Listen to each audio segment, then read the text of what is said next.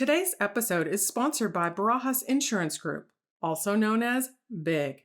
They understand making healthcare choices is a big decision. Eliminate stress and confusion by calling Barajas Insurance Group's licensed agents today at 1-888-347-2278 or go online to barajasinsuranceGroup.com. Go big and let them help you find the plan that best fits your needs.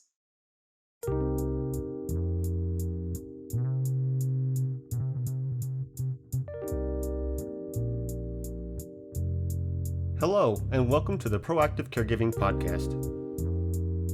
As a CPA with over 20 years as an industry accountant, Jessica stepped away from the corporate world to become a full-time caregiver for her mother. Having learned invaluable lessons along the way, she is now here to share those with you and to invite you to join her on this caregiver's journey. Here is your host, Jessica Cannon.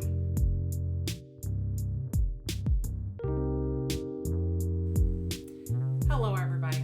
I am the Proactive Caregiver, and I specialize in educating others on how to be proactive by empowering you, the caregiver. Because if you cannot take care of yourself, then you cannot take care of your loved one. And to help reduce a little bit of stress, today's topic, we're going to jump into Medicare because it's that time of year again, folks. It is open enrollment from October 15th through December 7th for the plan year of 2023. And also because the growing number of Millennial and Sandwich generation caregivers, this topic can't wait. Aside from the fact that it is open enrollment, this is the time to review your current healthcare coverage and maybe go over the existing details to see what changes have taken place. Because for 2022, there were over 28 million enrollees into the Medicare Advantage plan alone. More plans were added to Medicare Advantage, and the cool thing to me is that of those plans that were added, majority of them have 4-star ratings. You know, when you look at everything else as 4-star ratings, restaurants, hotels, and this, it's a comfort to know that Medicare Advantage also receives these ratings. So because this information is not exactly the light subject to go into, I asked Barajas Insurance owner Joe Barajas to join me today so that he can help explain some of these information, because there are topics that come up like rate increases and what happens with income and how that's decided, and a few other questions that we want to shed some light on for Medicare and new enrollees.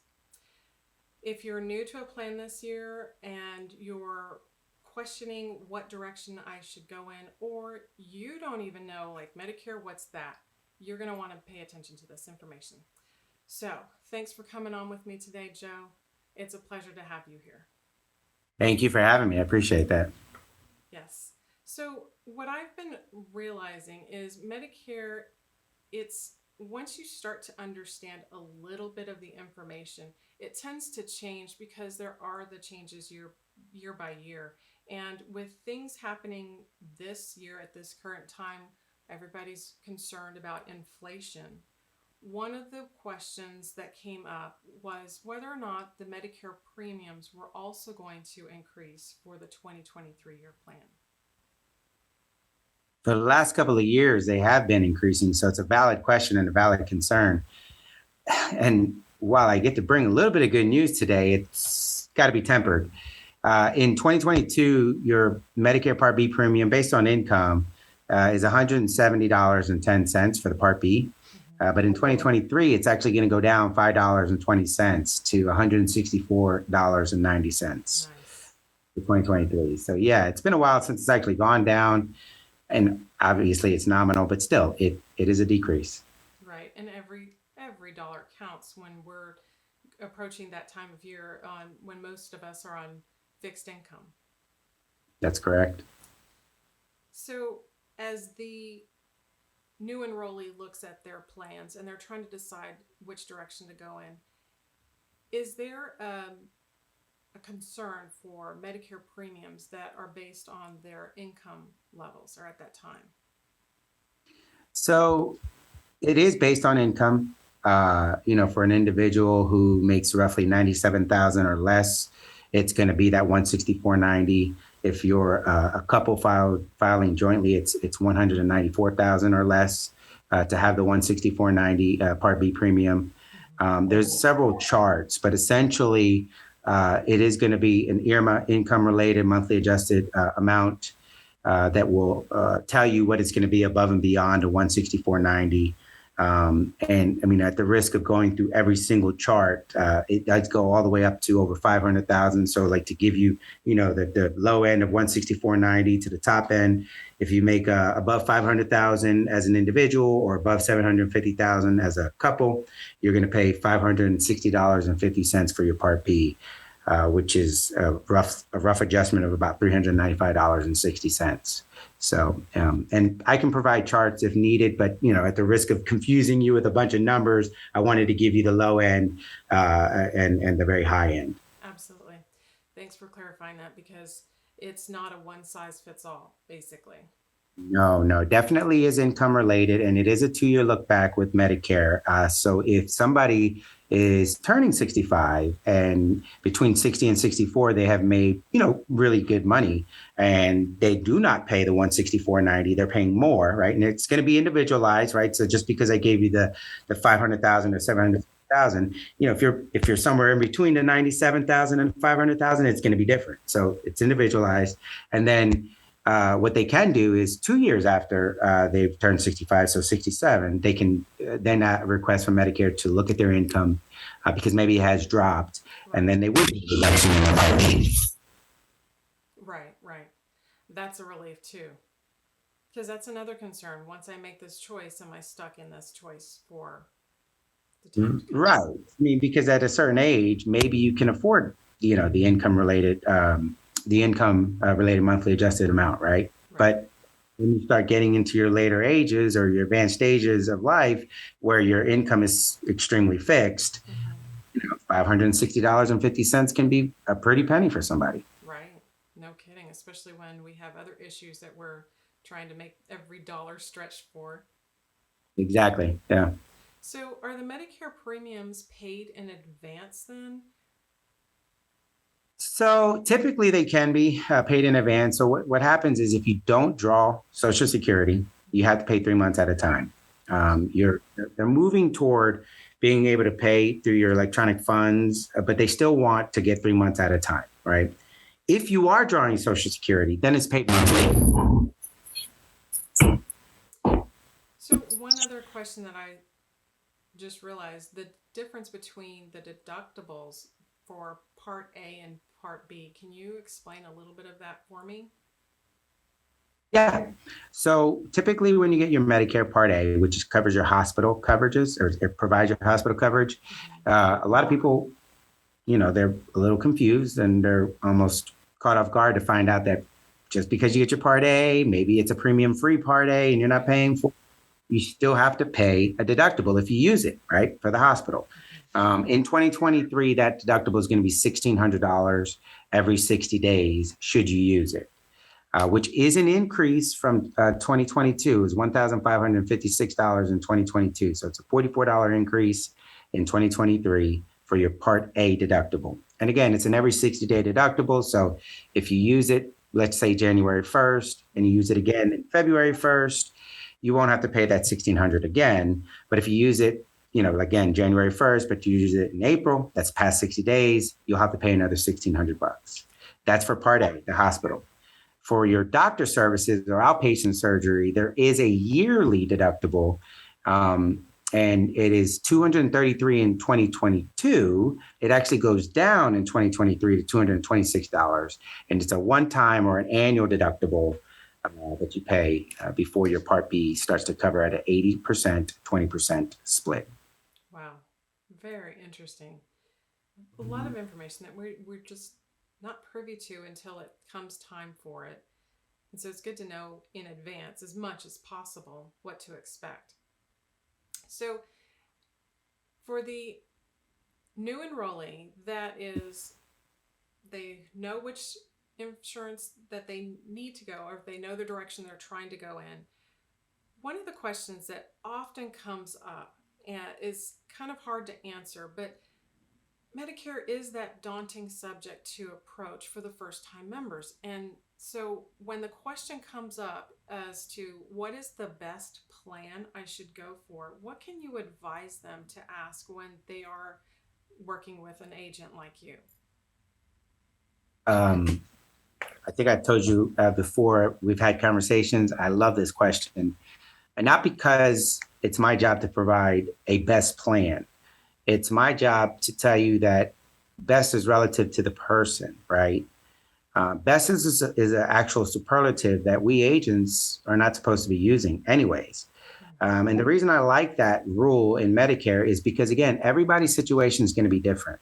And people value certain benefits, certain premiums, certain plans, companies differently than other people. And so because of that, your specific situation is going to be unique, and you're going to pick a plan that fits your needs at that right time, at that right price for you, regardless of what somebody else may tell you. And it's the job of myself and my agents at the Barajas Insurance Group to sit there and listen to your needs, your situation, and help you pick a plan that fits your situation. So, there's several options out there for people to look at. I know we're talking about Medicare, and obviously Medicare is after the deductible is met, it's an 80-20 plan where the Medicare pays 80% of the Part B bills and the client pays 20%. But the client typically wants to get something that covers more. And what's being tossed out there are the terms Medicare Advantage, and you're having all this advertisement that talks about it. But you're not realizing that in this world of Medicare Advantage, you really have a couple of options: health maintenance organization, which basically says you get a group of doctors you have to go see, or PPO, preferred provider organization, which gives you both in and out of network access to doctors on a nationwide scale. And everybody's going to be different about what they decide is correct for them, right? If you are somebody who doesn't travel, maybe you don't need a PPO, preferred provider organization that gives you in and out of network access to doctors on a nationwide scale. And so for you, it's better that you get a health maintenance organization that's more regionalized, more localized, because it offers greater benefits or lower copays that fit you, right? Or you could be turning 65, but you're, 65 is a new 35, so you're traveling everywhere. And so you want that added benefit of being able to see a doctor in California or New York, at your, decision, your discretion. And these added extra benefits that you see advertised on TV, while they come with them, they may not be as rich as some of the others, but that's okay for you because it fits your situation. So to answer the question about what is best for somebody, it's always going to be relative to the person and their situation at that particular time and year, by the way, and that particular time and health. So it is good to get with a real life person, hopefully localized, kind of go over your situation. That is a perfect answer. I absolutely hear that. And the first thing that comes to mind is exactly why this open enrollment period is so important, to review what you have, maybe what you chose last year worked for your plans, traveling or otherwise, and this next year coming forward isn't going to be the same. And so you have the option to move and change and save some money, or just maybe saving money by paying a little bit more on a premium, but because later down the road you won't have higher expenses when it comes to actually using the insurance. Right. And without overloading, everyone with a bunch of information, but a lot of times it really is just coming down to the network of doctors, as well as, co-payments and extra benefits that these Medicare Advantage plans may offer. Because they're really starting to bring down these costs in premiums. A lot of times it could be a zero premium. But again, I don't want to weigh this conversation down with too many figures and numbers. I mean, we can talk about that if somebody has any specific questions. Awesome. Thank you. So then, is that similar towards the supplements as well? There isn't, I guess what I would say is there's not an actual best supplement to get. Yeah, or the one size fits all. Right. There is a plan that used to be known as a Cadillac plan. It was called a Plan F, but now that somebody is turning 65, or if somebody's turning 65 after January 1st, 2020, or if they have not had their Part B before that date, they cannot access that plan. If you had it before that date or you turned 65 before that date, you can access it, but you'd be paying for it. And what that means is that Plan F for Frank would be something that somebody could purchase, and it would cover 100% of the Part A deductible. It would cover 100% of the Part B deductible, as well as 100% of the 20%. But it does not come with prescription drugs. Oh, right. Being advertised on the television, it doesn't come with those benefits at all. So, like dental, vision, things of that nature. Right. So, some people may not want to pay that fee for that secondary type of insurance, which is what a Medicare supplement is. It is a true secondary insurance that pays after Medicare pays and only if Medicare pays. It actually doesn't even come with a network of doctors because it borrows from the same network as Medicare. So again, if Medicare pays, the supplement pays. And there's about 11 supplement plans out there, Plan A through N. Plan G would be the next one in line that people can have access to that would look like a Plan F, except for it does make you pay for the Part B deductible. And then after that, it covers your 20% at 100%. And from day one, it does cover the Part A deductible. But again, it's going to be up to the person, right? Sometimes they're buying a supplement plan based on price only. Maybe they don't mind cost sharing. They don't need 100% coverage. So your point about does my previous statement about each person's situation is unique to them apply to a Medicare supplement? Absolutely. Yeah, it absolutely does. And that's why it's good to sit down and review your situation with a local agent. You're helping me. Every time we have these conversations, I think of what coverages my mother has and what I need to pay as her health changes and what the areas and the supplements and the plans, what should I be focused on? What should I look for that would help her save more or would actually cover more health needs that she has because it's a changing year to year need. So one thing I will say is, for your audience members to know that a supplement plan is a supplement plan is a supplement plan. So right. You might see all of these companies, but if they're offering a Plan G, that Plan G is the same across the board. Now, maybe they might add some specific discounts, I don't know, for vision or something, but it's not going to be a different plan just because it's got company A versus company B. Does that make sense? Mm-hmm. Right. So, yeah. Again, this is again why you want to speak to somebody. I keep referencing local because local typically, and it's obviously to help Barajas Insurance Group, but also just to let your audience know that localized agents have to recertify every year in this business for each company that they're representing.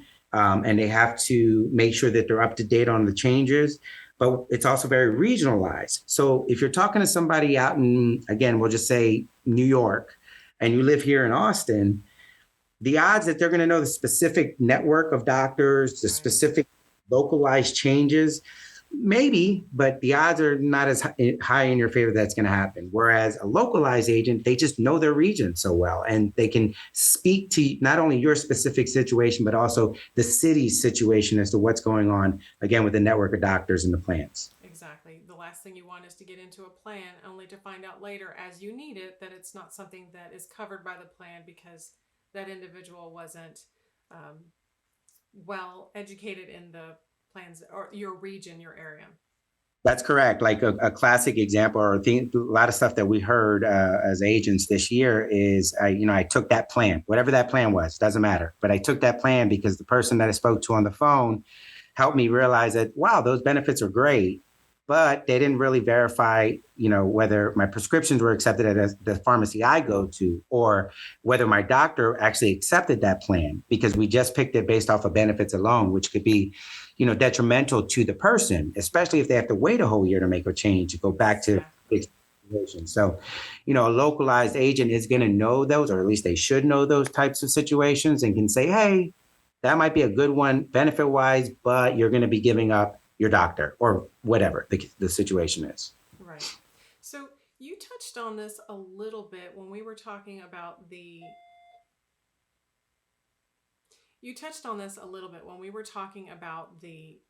difference of using. That's my fault. I didn't turn off my printer before we started. You touched on this a little bit before we moved on to the next question. So I want to kind of circle back a little bit as far as secondary insurance goes. You mentioned this a little bit with the supplements. Is it possible for someone to have Medicare and also have a secondary insurance as well? Yeah. Just to kind of wrap up the supplement, it's a secondary insurance. It's not a full service insurance. So what that means to somebody is, regardless of the cost, if Medicare doesn't pay for that service, that's not paying a single dime for you. So whereas a true insurance, one that's a full service insurance, it should be something where it's paying something toward the insurance, unless it's not a procedure they cover, right? So Medicare itself is a full insurance, Part A and Part B. It doesn't cover prescriptions, so I guess that can be considered lacking in certain areas, but it does cover hospital and doctor. And it can be turned into a secondary if you have an employer plan that is as your primary insurance.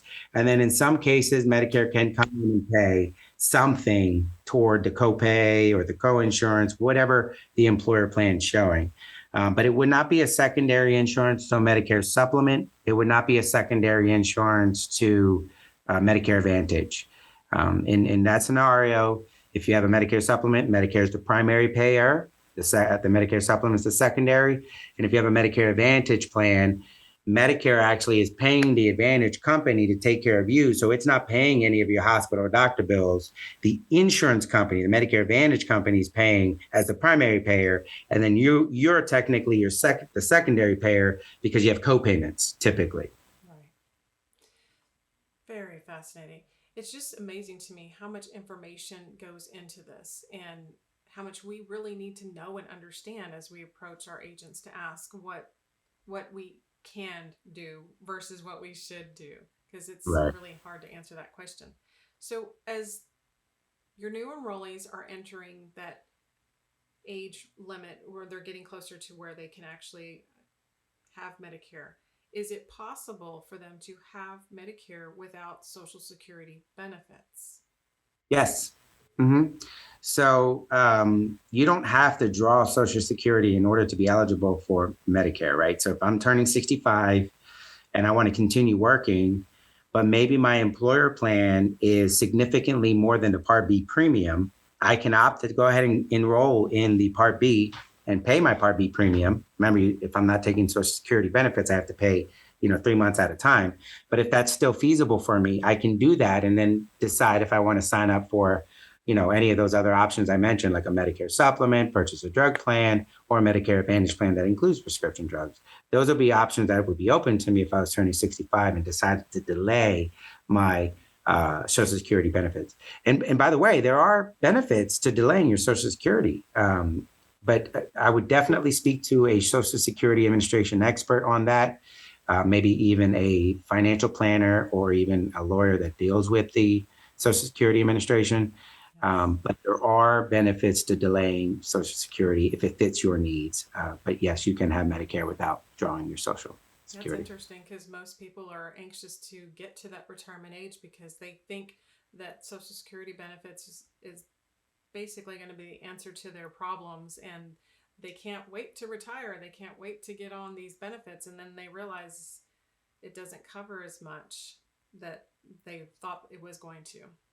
Yeah, there's a financial gain to delaying it for sure. Again, I would like to revert any client that's thinking about that to the Social Security Administration, but I would, I hear some of my clients actually telling me, if I delay just by 2 years, my income goes from this to this, and it's so significant that it just makes sense for me to do it. So when your clients come to you now and they are in this area of, I have no idea what to do, what can you advise them? What do you wish they would know going into this and to help them make that choice of what direction to go in? Right. Yeah. No, the biggest thing is just knowing when to sign up for Medicare, which is 3 months before your birth month.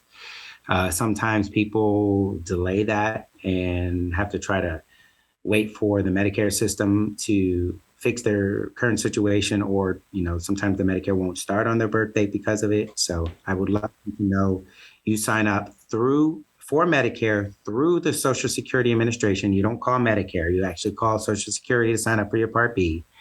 You could also do it online at socialsecurity.gov or ssa.gov.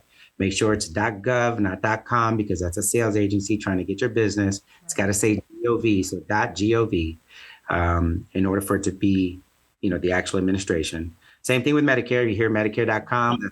That's another organization, a sales organization. It's got to say Medicare.gov. So I would love them to know ahead of time to sign up 3 months before their birth month.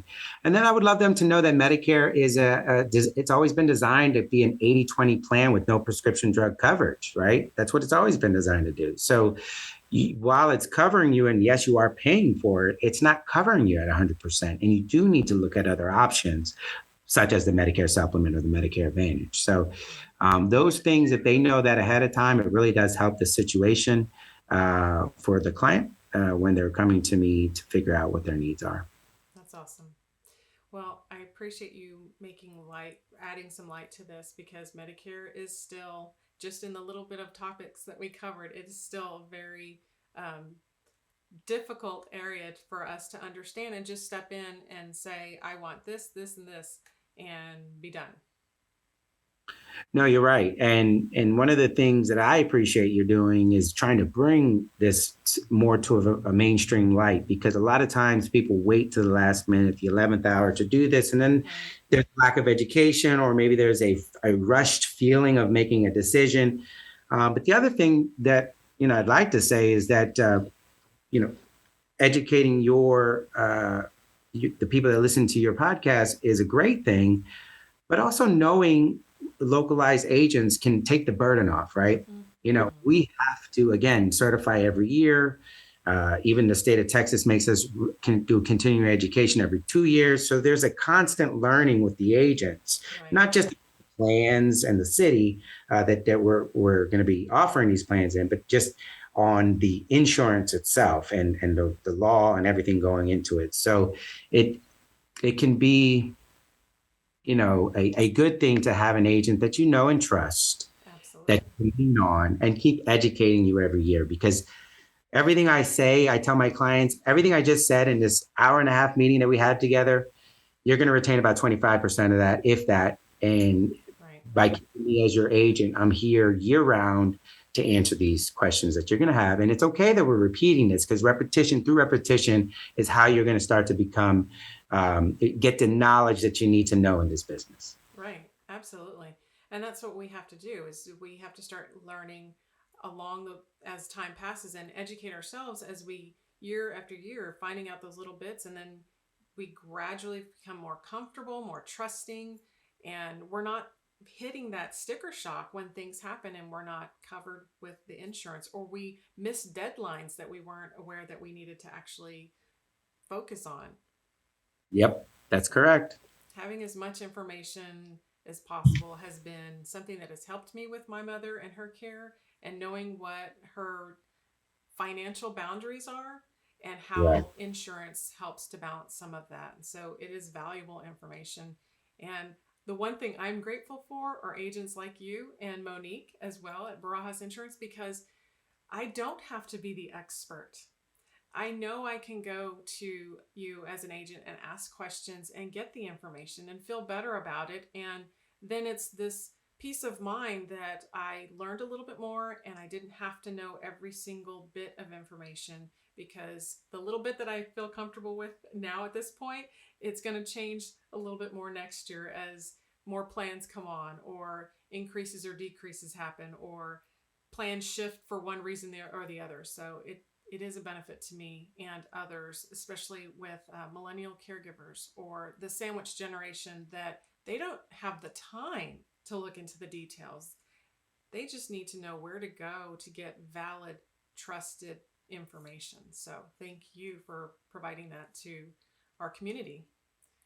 Yeah, thank you. No, it's so true. I just appreciate the interest and the effort to learn Yes. because when I did this back in 2009, I was dealing with a population of people who just didn't have family members that would help them make this decision. And so that's where, I share this passion of educating the client, educating anybody that's a part of the client, daughter, son, family member, whatever, because you can't make an informed decision without the education. And you also can't become highly educated in an hour and a half presentation, Right. which is why I stress building a relationship with someone localized, because this is a ongoing learning curve for not Yes. just the client, but also for myself as the agent, because we're always learning about the new changes every year. So Exactly. So for the areas, I know there's people all over listening to this, but for those who are fortunate enough in the local area, where can they find your location so they can meet with you and ask questions? a couple of things. We are pretty spread out in Texas. Dallas, Houston, Corpus Christi, San Antonio, the Valley, and obviously Austin, all the way up to Bell County. So we have a pretty good reach. We do have a local office here in Austin, Southwest Austin, over here at 2500 West William Cannon Drive, Building 1, Suite 101, Austin, Texas, 78745. And I can provide that in writing for you too. But if you are just kind of looking for information before you reach out to the Barajas Insurance Group, you can go to www.barajasinsurancegroup.com and reach out to one of us, and we'll get back to you. Absolutely. Thank you so much for joining me today, Joe. I really appreciate it. And I hope there are other caregivers out there that are able to hear some of this information and grasp and retain, because even Joe said after an hour and a half, some of it doesn't stick. So after this short amount of time, you might want to reach out to the agent and say, and ask those same questions again and get your answers from them to see how they apply to your individual situation. Correct. Yes. So thanks for being with me today. And Thank thank you, you. everybody, for joining in. I hope this gave you a little bit more food for thought as you approach your open enrollment period. And until next time, be proactive. Take care, everybody. Thank you for joining us today. We really hope you've enjoyed this episode. To learn more about proactive caregiving and to hear other episodes of this podcast, please visit www.jessicalazelcannon.com. This podcast is produced by Cannon Light Media, LLC, www.cannonlightmedia.com. Music provided by Khris Paradise.